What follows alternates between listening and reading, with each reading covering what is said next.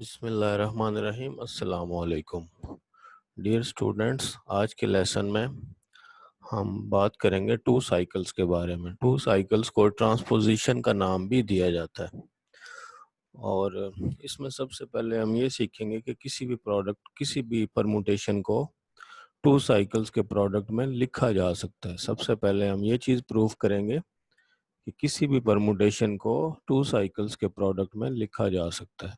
SN के अंदर किसी भी परमुटेशन को आप टू साइकिल्स के प्रोडक्ट में लिख सकते हैं। उसके बाद हम इवन परमुटेशंस और ऑड परमुटेशंस को डिफाइन करेंगे और इनको डिफाइन करने के बाद फिर हम ये प्रूफ करेंगे कि अगर हम तमाम इवन परमुटेशंस का सेट लें तो वो भी ग्रुप बनाएगा, जिसको अल्टरनेटिंग ग्रुप का नाम देते हैं और उसको ए एन से डिनोट करते हैं।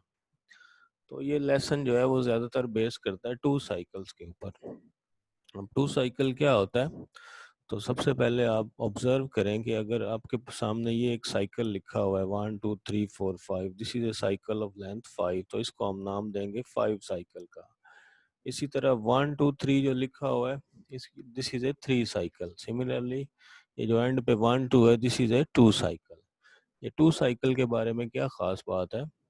टू साइकिल के बारे में ख़ास बात ये है कि अगर आप ये जो टू साइकिल है इसके बारे में अगर आप देखें तो ये क्या करता है कि ये 1 को 2 पे मैप करता है और 2 को 1 पे मैप करता है। मीन्स ये साइकिल ये परमुटेशन एलिमेंट्स को ट्रांसपोज करती है। 1 को 2 पे भेज देती है और 2 को 1 पे, तो एलिमेंट्स आपस में इंटरचेंज हो जाते हैं।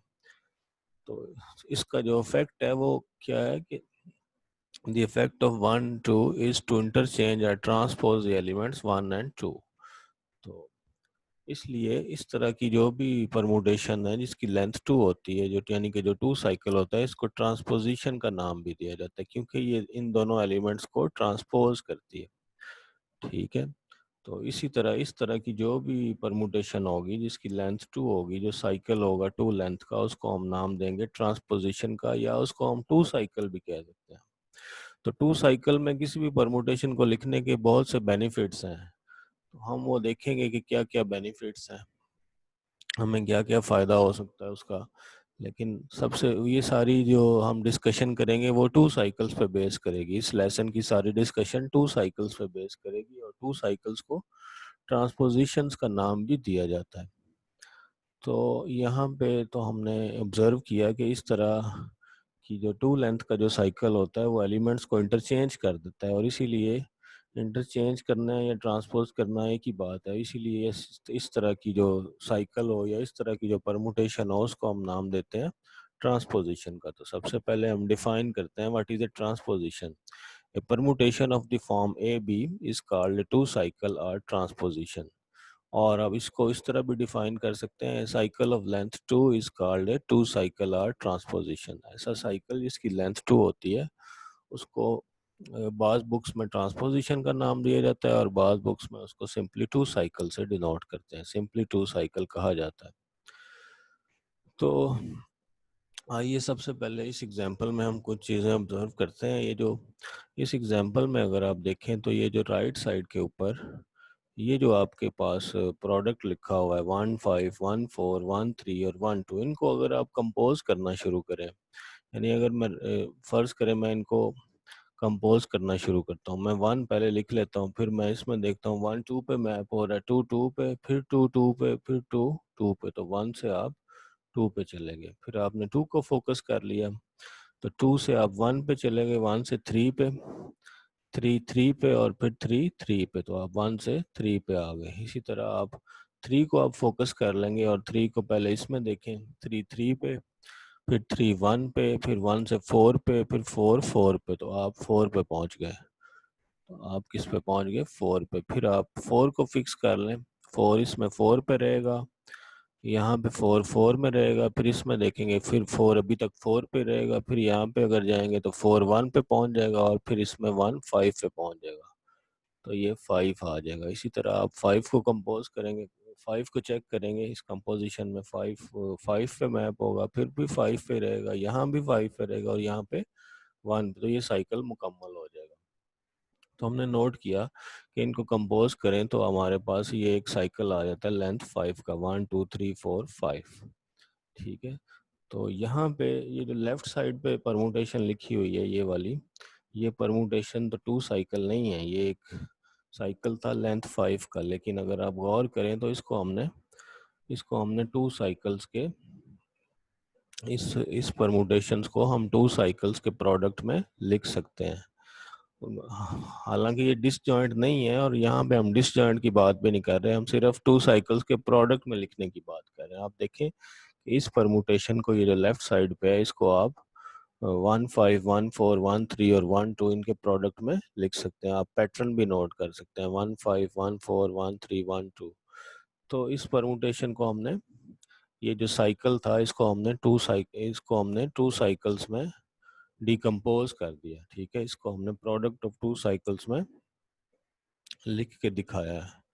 और इसी तरह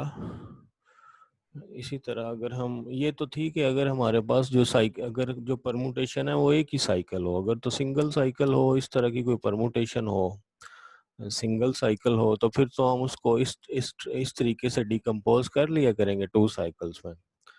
लेकिन अगर हमारे पास, ज़रूरी तो नहीं है कि हर परमुटेशन में एक ही साइकिल हो, फर्ज करें किसी परमुटेशन में 2 ज़्यादा साइकिल भी हो सकते हैं।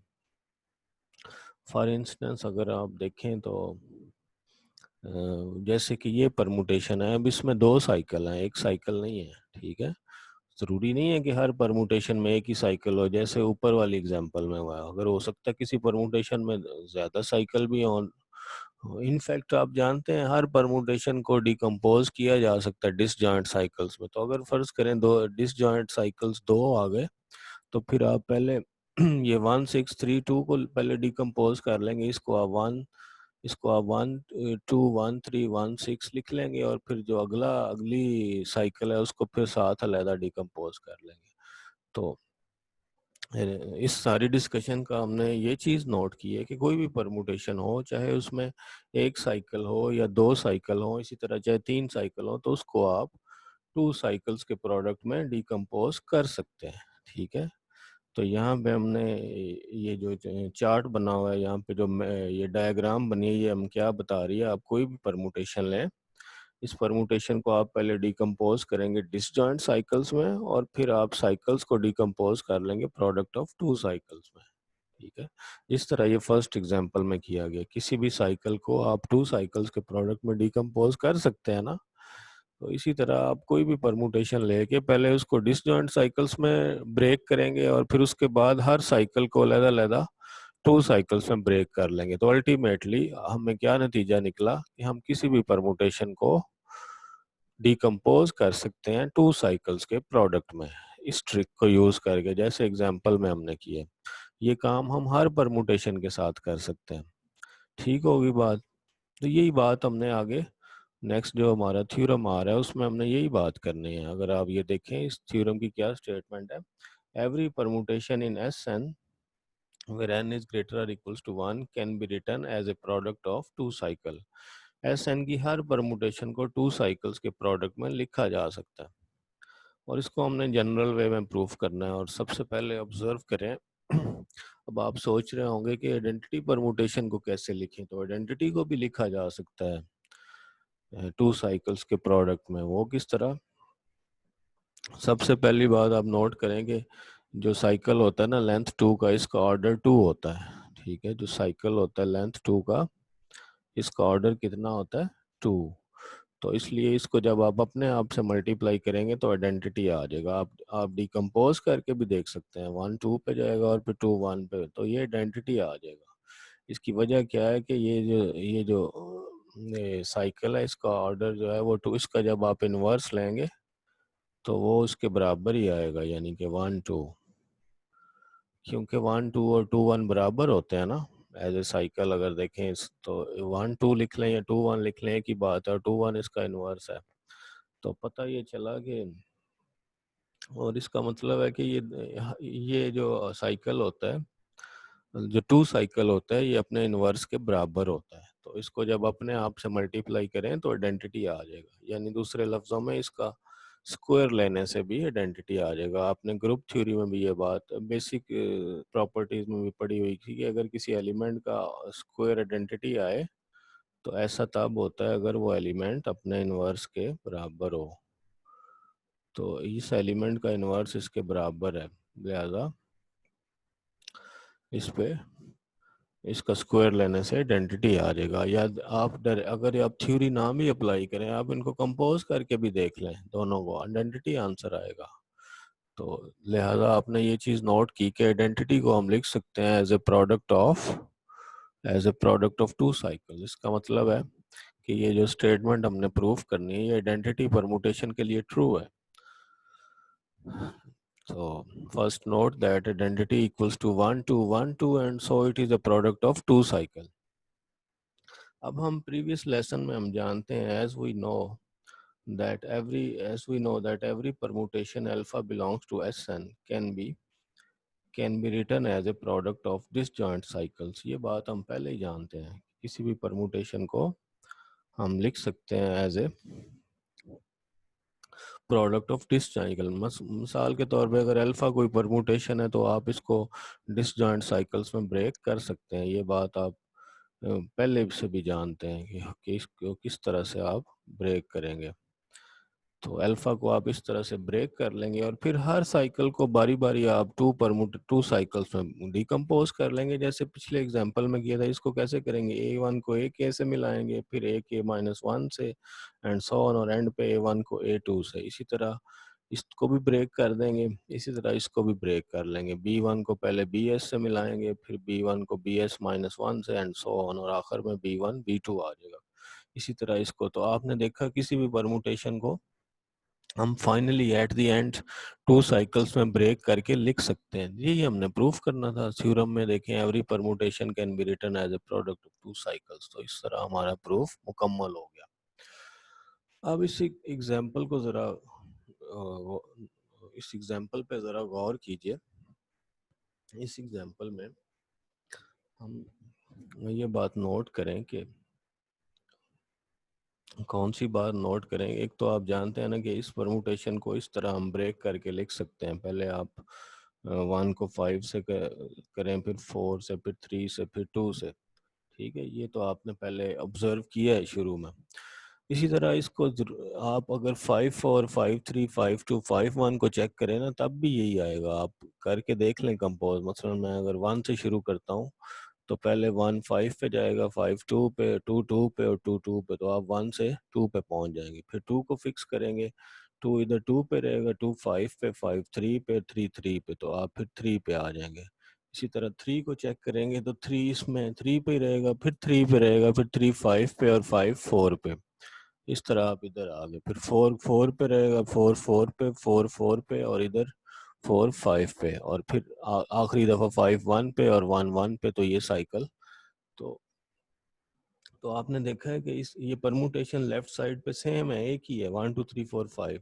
तो इसको इस तरह भी डिकम्पोज किया जा सकता है, इस तरह भी डिकम्पोज किया जा सकता है, और इस तरह अगर मैं इसमें ये दो एक्स्ट्रा फैक्टर लगा दूँ 1 3 1 3, तो ये तो आइडेंटिटी हो जाएंगे ना। तो कहने का मतलब है इसको इस तरह भी लिखा जा सकता है। इसी तरह अगर इसको इस चीज़ को इनको कंपोज करके देखें तब भी यही आएगा।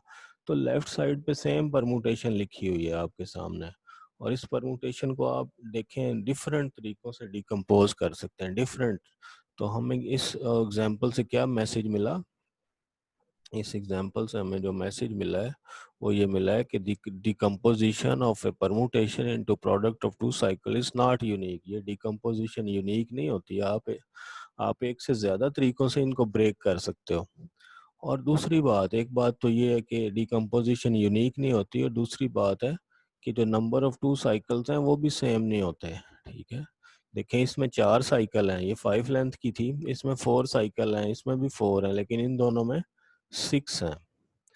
तो ज़रूरी नहीं है कि जब आप ब्रेक करें किसी परमुटेशन को टू साइकिल्स में तो टू साइकिल्स की तादाद जो है वो सेम रहेगी हर डिकम्पोजिशन में। तो किसी में 4 भी हो सकती है। यूनिक तो होगी नहीं ना, वो तो ऊपर बात होगी कि डिफरेंट भी हो सकती है, और डिफरेंट भी हो सकती है, और फिर उनकी तादाद भी सेम नहीं रहती, तादाद में भी फ़र्क आ सकता है। तो ये एक बैड थिंग हमने नोट की है इसमें।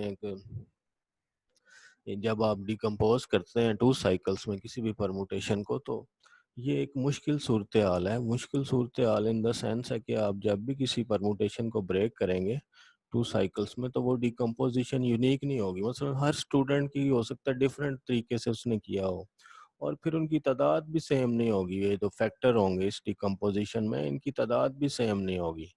तो ये चीज़ हमारे कंट्रोल से बाहर है।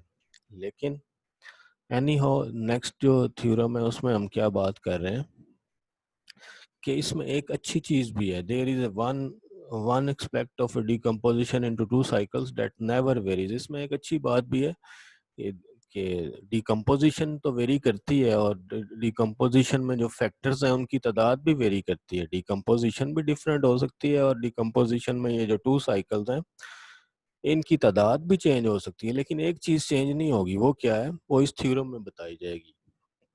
वो है इवन और ऑड का चक्कर।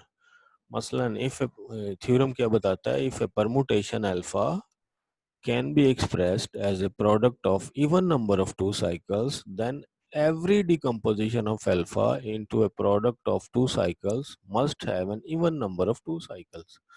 इस थ्योरम में ये कह रहा है वो कि अगर अगर किसी परमुटेशन को, इफ ए परमुटेशन अल्फा को लिखा जा सके expressed as a product of an even number of two cycles, अगर उसको even number of two cycles में आप लिखते हैं, तो फिर उसकी हर डिकम्पोजिशन में साइकिल्स की तादाद इवन होगी। हर डिकम्पोजिशंस तो बहुत सी हो सकती है ना, तो इसमें यह है कि अगर किसी एक में इवन फैक्टर आ गए डिकम्पोजिशन में, तो सारी परमुटेशंस में, सारी डिकम्पोजिशन में इवन फैक्टर ही आएंगे। इसी तरह ऑड के लिए, if a permutation alpha can be expressed as a product of an odd number of two cycles, अगर किसी एक में ऑड आ गए तो फिर उसकी हर डिकम्पोजिशन में टू साइकिल्स की तादाद ऑड ही होगी। ठीक है। जैसे कि आपने प्रीवियस, अगर आप देखें एग्जांपल में जाएं, प्रीवियस एग्जांपल में देखें ना, ये देखें, चले चले डिकम्पोजिशन भी डिफरेंट है, तादाद भी डिफरेंट, लेकिन देखें अगर एक में इवन है तो बाकी सब में भी इवन ही रहेगी। ये नहीं होगा कि एक में इवन है और बाकियों में ऑड है। अगर किसी एक डिकम्पोजिशन में इवन फैक्टर आ गए तो सब में इवन ही होंगे। इसी तरह अगर किसी एक में ऑड फैक्टर आ गए, यानी odd number of two cycles आ गए, तो सब में ऑड ही रहेंगे। तो यही प्रॉपर्टी इधर थ्योरम में बात हुई है कि अगर किसी परमुटेशन की डिकम्पोजिशन में टू साइकिल्स की तादाद इवन है, तो उसकी हर डिकम्पोजिशन में तादाद इवन ही रहेगी। तादाद सेम नहीं होगी, मानते हैं हम, लेकिन वो इवन जरूर, अगर एक में इवन है तो सब में इवन है, अगर एक में ऑड है तो सब में ऑड है। इस चीज को, इस थ्योरम को हमने, बड़ा आसान सा प्रूफ है, इसको हम प्रूफ भी करते हैं। इसके प्रूफ में एक लेमा यूज होगा। ठीक है। इसके प्रूफ में एक लेमा यूज होगा। तो पहले आप इस लेमे को पढ़ें। ये लेमा क्या कह रहा है कि अगर आपके पास कोई टू साइकिल्स हैं, beta one beta two up to beta R, अगर इनका प्रोडक्ट लेने से आइडेंटिटी आ जाए तो फिर इनकी तादाद लाजमी इवन होगी। ठीक है। ये लेमा हमें क्या बताता है, इसका प्रूफ बुक में लिखा हुआ है कि अगर टू साइकिल्स का प्रोडक्ट लेने से आइडेंटिटी आ जाए तो इनकी तादाद फिर ऑड नहीं हो सकती, लाजमी इवन होगी। इस लेमे को हम यूज करके ये ऊपर वाले थ्योरम को प्रूफ करते हैं। तो प्रूफ अब आपके सामने नजर आ रहा है, इसको हम शुरू करते हैं। हमने प्रूफ क्या करना है, पहले कि किसी एक में अगर इवन आ गई, किसी एक की डिकम्पोजिशन इवन हो गई तो सब की इवन हो जाएगी, और किसी एक की ऑड हो गई तो सब की ऑड हो जाएगी। तो हम इसको शुरू करते हैं। हम क्या कहते हैं कि let alpha be a permutation such that, alpha कोई परमुटेशन लेते हैं और उसकी डिकम्पोजिशन हम कर लेते हैं। फर्ज करें उसकी कोई दो डिफरेंट डिकम्पोजिशन लेते हैं। ऐसा मुमकिन है ना कि अल्फा की डिफरेंट डिकम्पोजिशन हो। फर्ज करें एक डिकम्पोजिशन है beta one beta two up to beta R, और दूसरी है gamma one gamma two up to gamma S.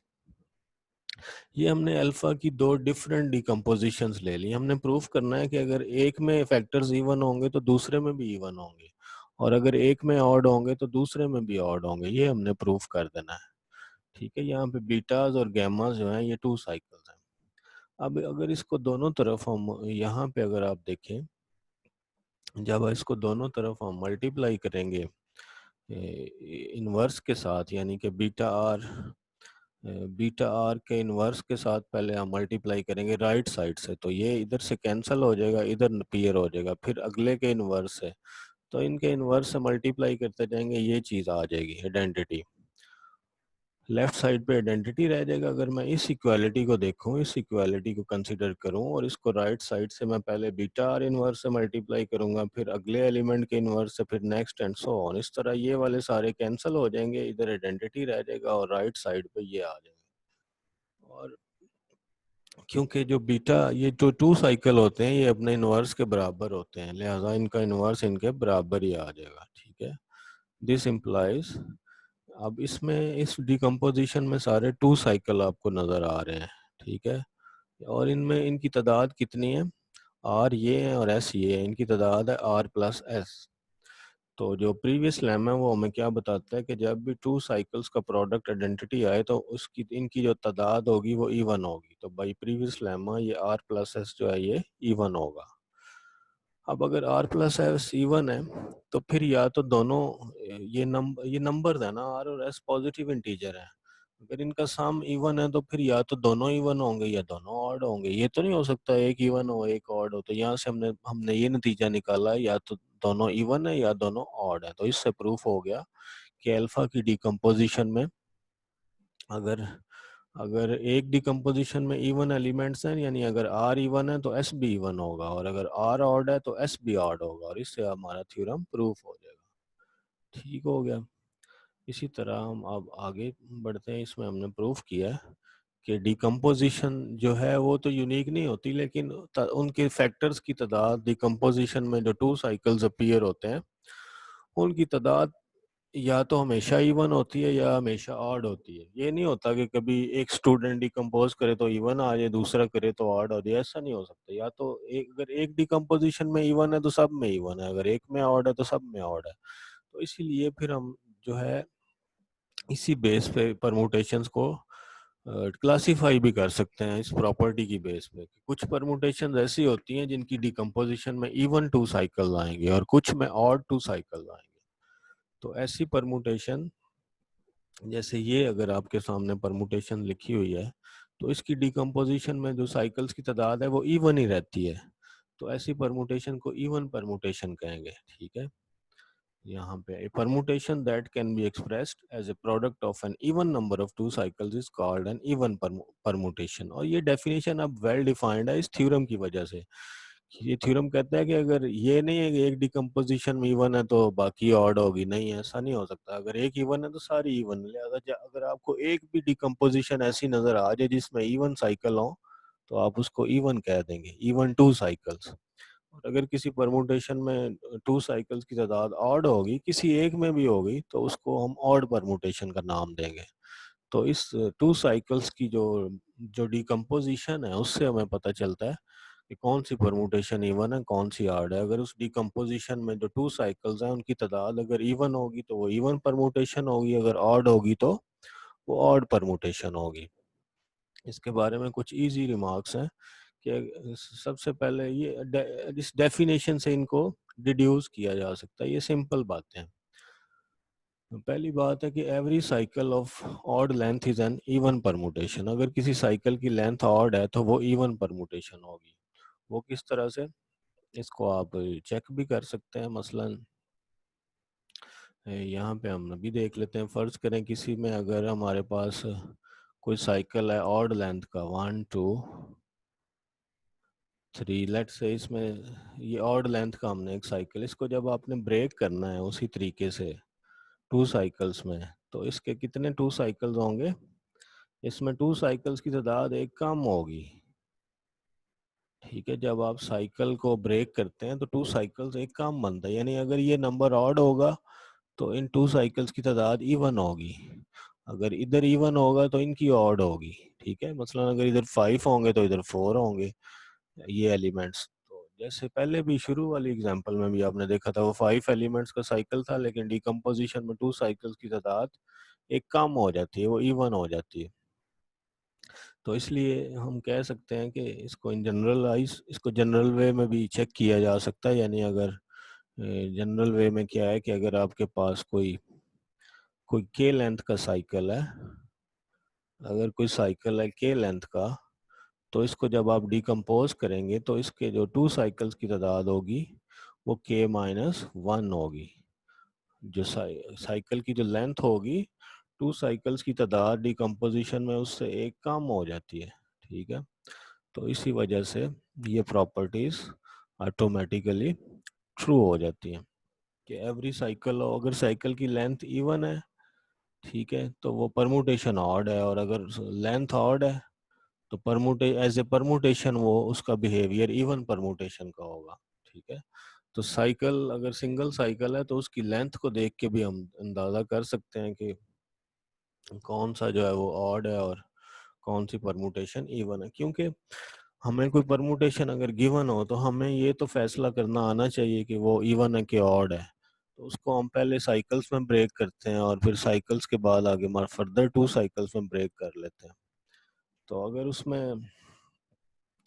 इसमें एक ही साइकिल गिवन हो, सिंगल साइकिल हो अगर, तो ऑड लेंथ का इवन एज ए परमुटेशन वो इवन परमुटेशन होती है, और अगर उसकी इवन लेंथ है तो एज ए परमुटेशन वो ऑड परमुटेशन होगी। इसी तरह जो इन्वर्स होगा किसी भी इवन परमुटेशन का वो इवन ही होगा, क्योंकि जैसे अगर कोई परमुटेशन है ना, इसको आप इस तरह देख सकते हैं।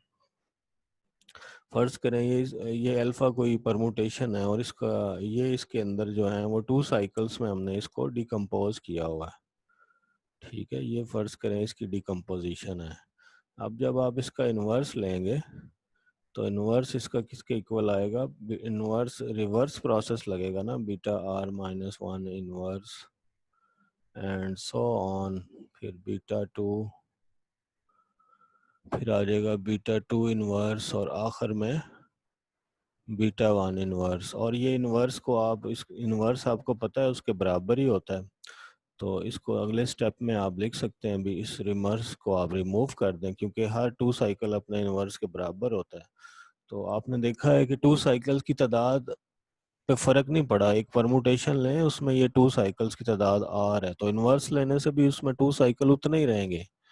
ठीक है, इसलिए अगर परमुटेशन इवन है तो उसका इन्वर्स भी इवन होगा, अगर परमुटेशन ऑड है तो उसका इन्वर्स भी ऑड होगा। ये इस तरह से हमने, इसी तरह ऑड का इन्वर्स भी ऑड होगा, क्योंकि जब आप इन्वर्स लेंगे अभी जैसे मैंने बताया, और फिर आप इन्वर्स ओपन करने के बाद आपको पता है हर 2 साइकिल का इन्वर्स उसके बराबर होता है, तो वो दोबारा वही आ जाएगा। तो उसमें जो तादाद होगी सिर्फ उनका ऑर्डर चेंज हो जाएगा, वो आगे पीछे हो जाते हैं। इन्वर्स जब आप लेंगे ना 2 साइकिल्स का जो है वो तरतीब बदल जाएगी, बाद वाले पहले आ जाएंगे लेकिन तादाद वही रहेगी। इसी तरह आइडेंटिटी परमुटेशन एक इवन परमुटेशन होती है, क्योंकि आप आइडेंटिटी परमुटेशन को कोई, जैसे फर्ज करें मैं 1 2 और 1 2 लेता हूँ तो मेरे पास आ जाता है आइडेंटिटी। तो इसका मतलब है कि इसी तरह 1 3 भी ले सकते हैं, कोई भी ले सकते हैं। तो इस तरह हमें पता चला कि आइडेंटिटी परमुटेशन को इवन लेंथ ऑफ 2 साइकिल्स में एक्सप्रेस किया जा सकता है। तो ये कुछ इजी रिमार्क्स थे इवन परमुटेशंस के बारे में, और इसी तरह से कुछ रिमार्क्स इस तरह आगे टेबल में भी मैंने प्रेजेंट किए हैं कि अगर फर्ज करें इवन और ऑड का कंपोजिशन पे क्या असर होगा। फर्ज करें अल्फा अगर इवन परमुटेशन है, बीटा भी इवन है, तो इनकी कंपोजिशन भी इवन होगी, क्योंकि इसमें भी 2 साइकिल्स की तादाद इवन है, इसमें भी इवन है, तो जब मिलाएंगे तो इवन और इवन मिलके इवन ही रहेंगे। इसी तरह अल्फा में अगर इवन 2 साइकिल्स हैं, बीटा में ऑड हैं, तो वो मिलके जब इनको कंबाइन करेंगे तो ये ऑड हो जाएगा। अगर अल्फा इवन परमुटेशन है, बीटा ऑड परमुटेशन है, तो अल्फा बीटा ऑड हो जाएगी। और अगर ये दोनों ऑड हो, अल्फा भी ऑड है बीटा भी ऑड है, तो इनको जब कंबाइन करेंगे तो अल्फा बीटा फिर इवन हो जाएगी। ये बिहेवियर इस तरह का है जैसे 1 - 1 का बिहेवियर नहीं होता कि आप 1 और 1 को मल्टीप्लाई करें तो 1 आता है, फिर 1 - 1 को करें तो -1 आता है, फिर -1 को करें तो 1 आता है, उसी तरह का बिहेवियर है। इसी तरह इन्वर्स में अगर परमुटेशन इवन है तो उसका इन्वर्स भी इवन है, अगर परमुटेशन ऑड है तो उसका इन्वर्स भी ऑड है। इन्वर्स लेने से उस पर फर्क नहीं पड़ता। नेक्स्ट जो है इवन परमुटेशन में एक खास बात है जो ऑड परमुटेशन में नहीं है। ऑड परमुटेशन में आपने ये नोट कर लिया है कि ये क्लोजर प्रॉपर्टी फेल हो जाती है। यहाँ से आप देखें, ये क्या आपको नज़र आ रहा है यहाँ से कि अगर यहाँ से अगर लास्ट में आप देखें अल्फा ऑड है बीटा भी ऑड है, तो इनको कंपोज करेंगे तो अल्फा बीटा तो ऑड नहीं ना रहेगा, तो ऑड परमुटेशन का सेट जो है इसमें क्लोजर प्रॉपर्टी फेल हो जाएगी, तो इसलिए ऑड परमुटेशन इतनी अहम नहीं है, लेकिन इवन परमुटेशन अहम है, क्योंकि इवन परमुटेशंस का देखें इनवर्स भी इवन है, इनका प्रोडक्ट भी इवन है, ठीक है, तो ये ग्रुप बना सकती हैं। तो इवन परमुटेशंस में ये खास बात है कि ये ग्रुप बनाती है, इवन इवन परमुटेशंस का सेट ग्रुप बनाता है। और इसको ग्रुप प्रूफ कैसे करेंगे, इसको हम सब ग्रुप प्रूफ कर देंगे कि ये एस एन का सब ग्रुप है, इससे ये ग्रुप भी प्रूफ हो जाएगा, क्योंकि सब ग्रुप भी तो ग्रुप ही होता है ना। तो इस थ्योरम में क्या चीज गिवन है, प्रूफ करना है कि the set of even permutations in S N form the subgroup of S N. तो इवन परमुटेशन का जो सेट ले लें एस एन में, तो वो सब ग्रुप बनाएगा। हम एक सेट ले लेते हैं, let capital S denote the all elements in S N which are even. Even permutation की क्या डेफिनेशन है, जिसको टू साइकिल्स की लेंथ, जिसको जब टू साइकिल्स में डिकम्पोज करें तो वो टू साइकिल्स की जो तादाद होगी वो इवन रहेगी, ठीक है। ऐसी परमुटेशन को इवन परमुटेशन कहते हैं। सबसे पहले तो इसको नॉन एम्प्टी प्रूफ करते हैं, और उसमें हमने देखा आइडेंटिटी परमुटेशन, क्योंकि इवन परमुटेशन है लिहाजा ये आइडेंटिटी परमुटेशन इसमें चली जाएगी और ये नॉन एम्प्टी हो जाएगा। फिर हम इस पे, ये क्योंकि फाइनाइट ग्रुप है ना, आप जानते हैं कि, आप बड़ी अच्छी तरह जानते हैं ये भी फाइनाइट ग्रुप है, this is a finite group, ठीक है। इसका ऑर्डर जो है वो एन फिक्टोरियल है, दिस इज फाइनाइट। इस तरह अगर इसका कोई सबसेट लेंगे तो वो भी तो फाइनाइट ही होगा ना, इसका हर सबसेट फाइनाइट होगा, ठीक है। तो एस जो है ये एक फाइनाइट सेट है। तो इसको हम सब ग्रुप किस तरह प्रूफ करेंगे, इस पे हम फाइनाइट सब ग्रुप टेस्ट लगा देंगे। कोई भी दो एलिमेंट लें उनका प्रोडक्ट भी इसी में आएगा। तो वैसे आप वन स्टेप टेस्ट भी लगा सकते हैं, टू स्टेप सब ग्रुप टेस्ट भी लगा सकते हैं, आपकी मर्जी है, ठीक है। आप किसी भी टेस्ट लगा के इसको सब ग्रुप प्रूफ कर सकते हैं, लेकिन आसानी के लिए हम इसको सिर्फ फाइनाइट सब ग्रुप टेस्ट भी लगा सकते हैं, क्योंकि ये सेट फाइनाइट है, हमें नजर आ रहा है दिस इज फाइनाइट। इसमें हमने दो एलिमेंट लिए और हम प्रूफ करेंगे इनका प्रोडक्ट भी इसी में। अब अल्फा वन और अल्फा टू क्योंकि इवन है, इनको जब आप ब्रेक करेंगे टू साइकिल्स के अंदर, तो ये बीटास की तादाद भी इवन होगी, गैमास की तादाद भी इवन होगी। फिर आप जब इनको मिलाएंगे तो इनकी तादाद प्लस हो जाएगी और वो इवन ही रहेगी, even plus even is even, तो ये इवन परमुटेशन ही रहेगी। हैंस इससे हमने फाइनाइट सब ग्रुप टेस्ट लगा के इसको प्रूफ कर दिया कि ये इसका सब ग्रुप है। तो आप एक और तरीके से भी कर सकते थे, आप अल्फा वन को अल्फा टू के इनवर्स से भी अगर मल्टीप्लाई करते तो क्या होना था, अल्फा टू इनवर्स को जब आपने अल्फा टू का इनवर्स लेना था, इनकी जो तरतीब है वो रिवर्स हो जानी थी, इनवर्स उसके बराबर आ जाना था, और अल्टीमेटली उसने भी एस में चला जाना था, ठीक है। तो आप इसको वन स्टेप सब ग्रुप टेस्ट लगा के भी कर सकते थे, आपकी मर्जी है, लेकिन आप फाइनाइट सब ग्रुप टेस्ट लगाना चाहें वो भी लगा सकते हैं। फाइनाइट सब ग्रुप टेस्ट क्या होता है कि अगर किसी सबसेट को सब ग्रुप प्रूफ करना है और वो फाइनाइट हो तो, और वो नॉन एम्प्टी हो, तो सिर्फ क्लोजर प्रॉपर्टी चेक कर लें, वो सब ग्रुप हो जाएगा। आप अपने नोट्सों में रजिस्टर में चेक करें, फाइनाइट सब ग्रुप टेस्ट पीछे गिवन होगा आपके, तो मैंने वो लगाया। बाकी इसमें हर स्टूडेंट अपने तरीके से इसको सब ग्रुप प्रूफ कर सकता है। तो ये सब ग्रुप प्रूफ हो गया, इसका मतलब है कि इवन परमुटेशन का सेट भी ग्रुप बनाता है, और इस ग्रुप को हम नाम देते हैं alternating group of degree N. The group of even permutation of N, N symbol is denoted by an, is denoted by an,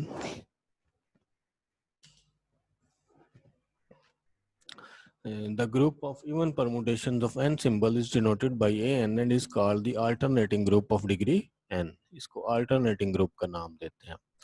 और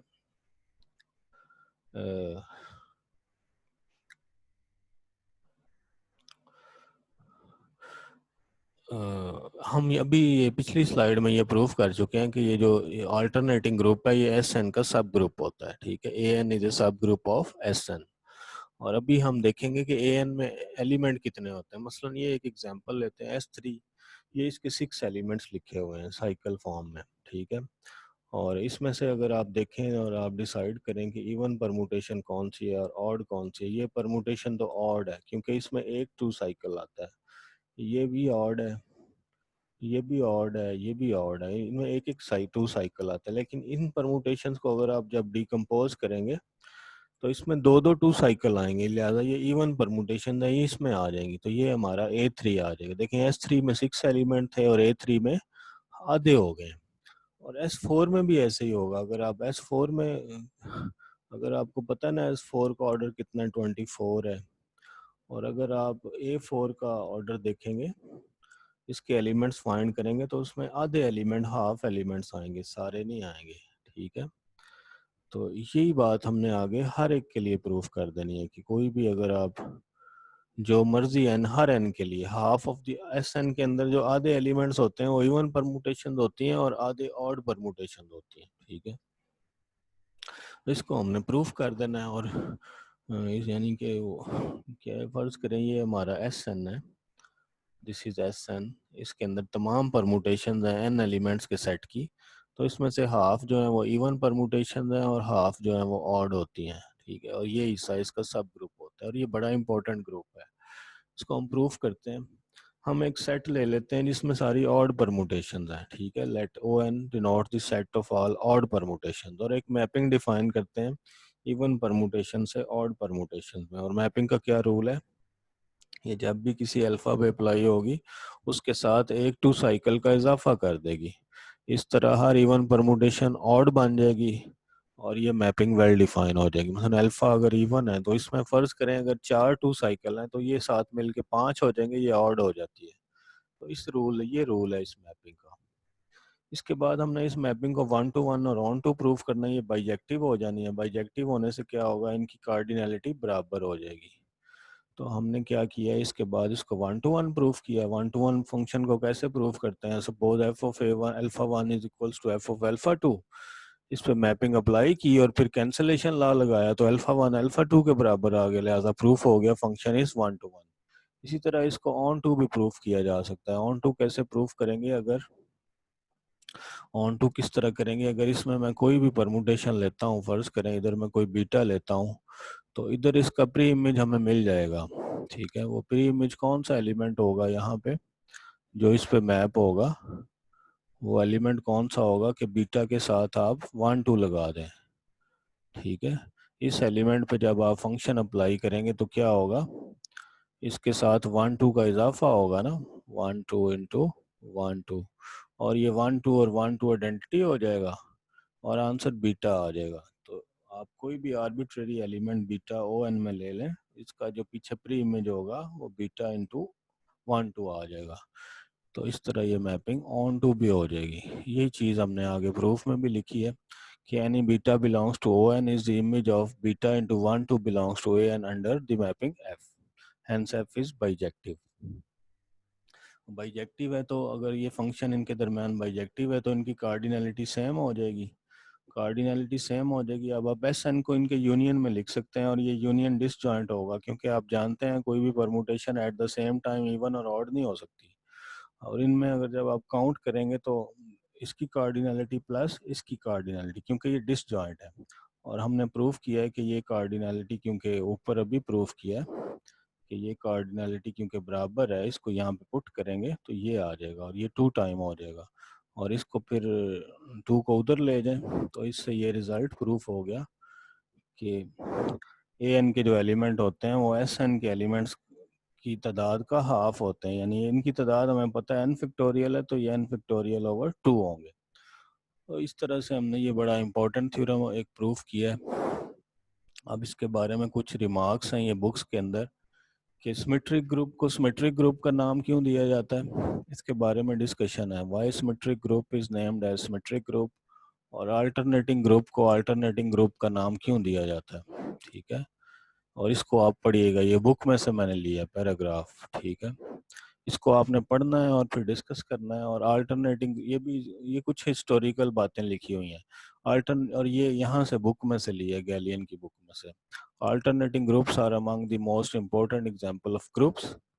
ये बहुत इंपॉर्टेंट ग्रुप्स हैं। ये इनफैक्ट एस एन भी जो है ये बड़ी इंपॉर्टेंट फैमिली है ग्रुप्स की, फाइनाइट ग्रुप्स की। एक फाइनाइट ग्रुप है S N, non abelian finite groups की एक बड़ी इंपॉर्टेंट फैमिली ऑफ ग्रुप्स है। इसकी इंपॉर्टेंस का हमें पता चलेगा अभी थोड़े से लेक्चर जब गुजर जाएंगे। The group A4 and A5 will arise on several occasions.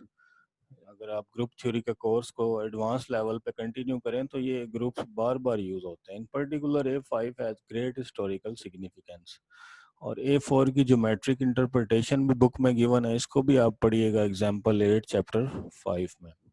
इसके बाद ये आपके लिए एक होमवर्क है, ये आपने करना है। तो ये A4 और A5 के तमाम एलिमेंट्स आपने लिखने हैं जो भी हैं, ठीक है। फिर S3 के हर F3 के अंदर आपने ऐसे दो एलिमेंट ढूंढने हैं, एक का ऑर्डर 2 हो, एक का दोनों का ऑर्डर 2 हो लेकिन प्रोडक्ट का ऑर्डर 3 हो जाए। इसी तरह S5 में आपने ऐसे एलिमेंट ढूंढने हैं कि दोनों का ऑर्डर कोई भी दो ऐसे एलिमेंट ढूंढ लें जिन दोनों का ऑर्डर 3 हो लेकिन प्रोडक्ट का ऑर्डर 5 हो जाए। फिर आपने कोशिश करनी है कि इसको प्रूफ करने की, proof that an is non abelian for all n greater और इक्वल्स टू 4। आपको याद होगा Sn is non abelian for n greater और इक्वल्स टू 3 है, लेकिन an में n ग्रेटर और इक्वल्स टू 4 हो जाता है क्योंकि जो A3 है वो अबिलियन है। S3 तो नॉन अबिलियन है ना, ये देखें S3 नॉन अबिलियन है लेकिन A3 अबिलियन है। इनफैक्ट कोई भी ग्रुप अगर उसका ऑर्डर 6 से कम हो तो वो अबिलियन हो जाता है, इसलिए तो अबिलियन है। तो A3 अबिलियन है, इसमें नॉन अबिलियन 4 से शुरू होगा। तो ये थोड़ी सी आपने एक्सरसाइज होमवर्क है, इसको आपने लाजमी सॉल्व करना है। और इसके बाद फिर आगे जो है वो रेफरेंसेस आ जाते हैं जहाँ से हमने ये सारा मटेरियल, ज़्यादातर मटेरियल इन बुक्स में से लिया है, गैलियन में से। और यहाँ पे हम क्लोज करते हैं अपना लेसन। तो thank you very much for your patience and अल्लाह हाफिज़।